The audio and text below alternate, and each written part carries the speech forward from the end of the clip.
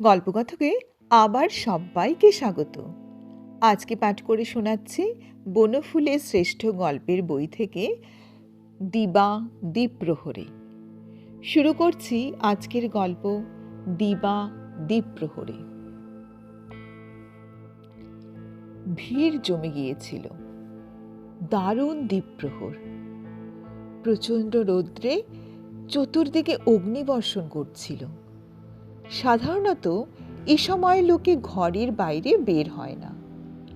আজ কিন্তু একটা অসাধারণ ঘটনা ঘটেছিল, তাই এত লোকের ভিড়। আজ সকালে হারু ঘোষের ছেলেকে একটা সাপ কামড়েছিল। তারপর কাছেই একটা ইটের গাদার ভেতরে সে লুকিয়ে রয়েছে। সেটা মারা না পড়লেও ধরা পড়েছে। বিশুবাগদি সাবধানে ইট সরিয়ে সাপের লেজের দিকটা শুধু যে দেখতে পেয়েছিল তা নয়, বল্লম দিয়ে গেঁথে সাপটাকে টেনে বের করেছিল। বল্লমবিদ্ধ প্রকাণ্ড বিষধর ভয়াভয় ফনা তুলে তর্জন গর্জন করছে। দেখার মতো দৃশ্য একটা। গ্রামের সমস্ত লোক সভয় বিস্ময়ে দেখছে। সিদ্ধ মনস্কাম বিশুবাগদি সগর্বে জাহির করছে যে এমন মোটা, এমন লম্বা, এমন ফনা ও গর্জন বিশিষ্ট গোখরা সাপ সে আর কখনো দেখেনি। সত্যি সাপটা ভয়ঙ্কর। একটু দূরে একটা গাছের তলায় বসে একটা ব্যক্তি খানিকটা ছাতু খাচ্ছিল। ভিড়ে যোগদান করেনি। লোকটার চেহারা অদ্ভুত। খোঁচা খোঁচা গোঁফদাড়ি, তেলবিহীন রুক্ষ চুল, আরক্ত নয়ন। পরে আছে একটা ময়লা হাফ প্যান্ট এবং একটা ময়লা গোছের ফতুয়া। খোঁচা খোঁচা গোঁফদাড়িতে ছাতু লেগে চেহারাটা আরো দৃষ্টিকটু হয়েছে। নিতান্ত নিরুৎসুকভাবে আপন মনে সে খেয়ে যাচ্ছিল। এমন সময় ভিড়ের ভেতর থেকে একটা কলরব উঠল।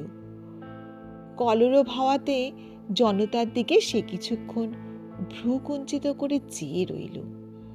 তারপর কি মনে করে একটু হাসল এবং অবশেষে উঠে ভিড়ের দিকে অগ্রসর হল। ভাবখানা, ব্যাপারটা কি দেখাই যাক না।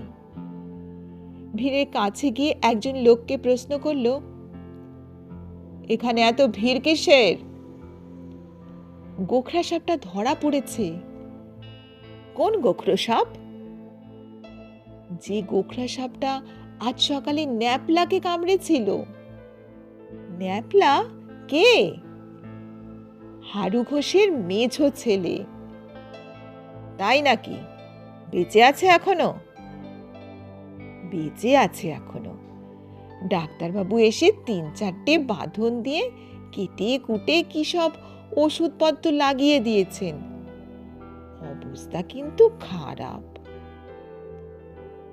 ডাক্তারিতে কিচ্ছু হবে না, কিচ্ছু হবে না বলে আগন্তুক সহাস্য দক্ষিণ হস্তের বৃদ্ধাঙ্গুলিটি উন্নত করে আন্দোলিত করতে লাগলো।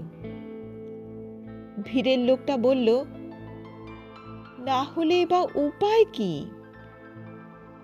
বিস্ফারিত চোখে কিছুক্ষণ চেয়ে আগন্তুক বলল, উপায় কি?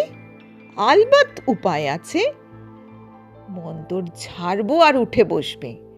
চালাকি নাকি? কই দেখি সাপটা কোথায়? ডাকো ন্যাপলাকে।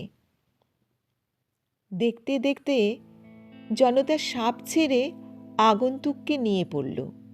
দ্রুত বেগে রটে গেল, একজন মস্ত গুণী ওঝা এসেছে। হারু ঘোষকে খবর দিতে লোক ছুটল এবং খবর পাওয়ার সঙ্গে সঙ্গে তিনি সর্পাহত ছেলেটিকে নিয়ে ব্যস্তভাবে ঘটনাস্থলে এসে পৌঁছলেন। বিশাল জনতা রুদ্ধশ্বাসে আগন্তুকের কার্যকলাপ দেখতে লাগল। আগন্তুক বলল, পায়ের বাঁধন খুলে দাও।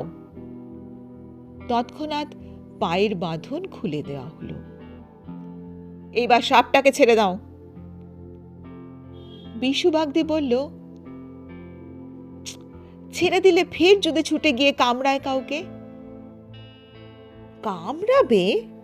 আচ্ছা, আমি ধরছি, খুলে নাও তুমি বললুম। কামড়াবে চালাকি নাকি?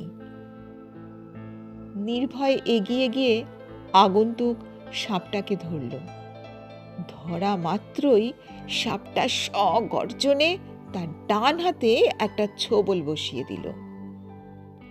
এতেও বিন্দুমাত্র বিচলিত না হয়ে আগন্তুক বাম হাতে সাপটাকে ধরে গর্জন করে উঠল, খুলে নাও বললুম। একটু ইতস্তত করে বিশু বাগদি অবশেষে বল্লমটা খুলেই নিল। সাপটা আগন্তুকের বাম হাতে দংশন করল এবং বহু পাকে সমস্ত হাতখানা বেষ্টন করে ফেলল। আগন্তুকের সমস্ত মুখে অদ্ভুত হাসি। ছাতুমাখা খোঁচা খোঁচা গোপতারি বেদ করে বিকট একটা অট্টহাস্য চতুর্দিকে কাঁপিয়ে তুলল। হা হা হা হা হা! রাগ করছো কেন চাঁদ? দাও, চুমু দাও তা আমাকে। ক্রুদ্ধ বিষধর তারই অনুরোধ রক্ষা করল। সঙ্গে সঙ্গে গণ্ডদেশে একটা করাল চুম্বন অঙ্কিত করে দিল। সন্ধ্যার আর বেশি দেরি নেই। উত্তেজিত জনতা কলরব করছে। হারু ঘোষের মেঝো ছেলে এবং আগন্তুক দুজনেরই মৃতদেহ পাশাপাশি পড়ে রয়েছে। সাপটাও নেই। দারোগা এসে উপস্থিত হলো। তিনি এসে একটু ঝুঁকে আগন্তুকের মুখটা ভালো করে অনেকক্ষণ নিরীক্ষণ করলেন। তারপর বললেন, একেই তো আমরা খুঁজছি। শোকার্ত হারু ঘোষ বললেন, কে বলুন তো? ও একটা পাগল, পাগলাগারো থেকে পালিয়ে এসেছে। একে ধরার জন্য চারদিকে ফটো পাঠিয়ে হুলিয়া করা হয়েছে। বিশু বাগদি কাছেই দাঁড়িয়েছিল। তিক্ত কণ্ঠে সে বলে উঠল, পাগল নয় কে? সবাইকে ধরে পাগলাগারদে পুরুন আপনি হুজুর। ছি ছি ছি ছি ছি, কি কাণ্ড! অন্ধকার ঘনীভূত হতে জনতা ক্রমশ ছত্রভঙ্গ হয়ে পড়ল। আজকের গল্প দিবা দ্বিপ্রহরে এখানেই শেষ হলো। আমার গল্প পাঠ যদি ভালো লেগে থাকে তাহলে লাইক করো এবং বন্ধুদের সঙ্গে শেয়ার করো। আমার চ্যানেলটি যদি এখনো সাবস্ক্রাইব না করে থাকো তাহলে প্লিজ সাবস্ক্রাইব করে দিও আর পাশে থাকা বেল আইকনটা প্রেস করে দিও। তাহলে এর পরে আমি গল্প পাঠ করলে সবার প্রথম তোমার কাছে গিয়ে পৌঁছে যাবে। আবার ফিরে আসব পরবর্তী একটি গল্প নিয়ে, তাই সঙ্গে থাকার অনুরোধ রইল।